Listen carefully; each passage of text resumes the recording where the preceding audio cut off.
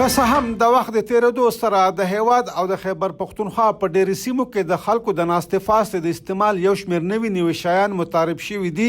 خو بل طرف ته په قبایلي ضلع باجوړ کې کټونه یا چارپای اوس هم د خلکو د ناستې فاستې د استعمال یو غټه ذریعه ده.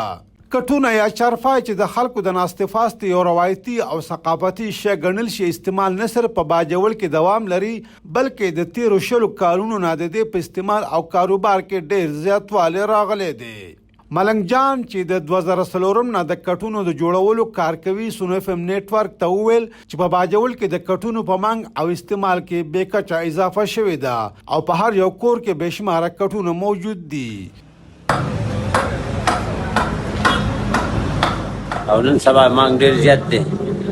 لکه یو کس ته 40-50 کټونه ما جوړ نو دا مړي ژوندي کې به سړي ته پته لګي چې مېلماني که نه او د سره کټونه نه وي نو بیا ته پته لګي چې کټ څنګه شي. اکثر ډېر زموږ خلک چې راشي خانه پرې راغلي بیا یو ما ته ووایي یاره ما له کټونه جوړ کړه او داسې ضرورت دی ته پته ولګي چې کټ نه غیر کار کېږي. لکه د خلکو په وینا کې په موجوده وخت کې د ناستې پاستې قسم نوي شیان لکه بیډونه، پالنګونه، صوفې او کرسۍ مارکیټ ته راغلي دي، خو بیا هم دوی دغه روایتي کټونه یا چارپای خوښوي، ولې چې دا نه صرف د دوی د ثقافت او تهذیب حصه ده بلکې د نورو شیانو په نسبت ارزان هم دي او په غم خادو کې هم ډېر استعمالیږي.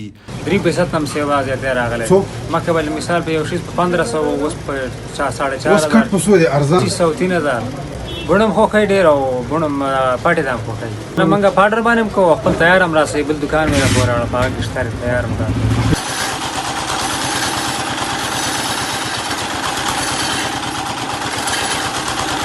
په دې کې قسمونه کټونه د اوسپنې هم پکې، تار هم پکې، کمزور هم پکې، خپې هم پکې او ډېر کسان خو د تار کټونه استعمالوي، خپې هم پکې، د بڼ د پکورې خپې هم پکې او وطنۍ خپې هم پکې.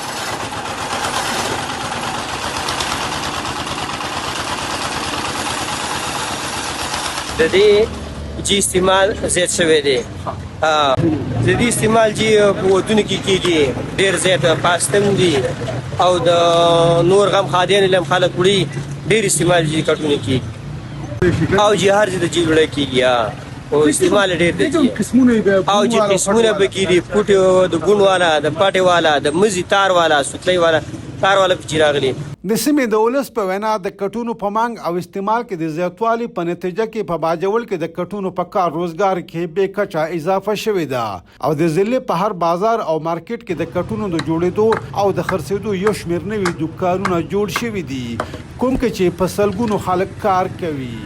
انوار الله خان، سونو اف ام نیټورک، باجوړ.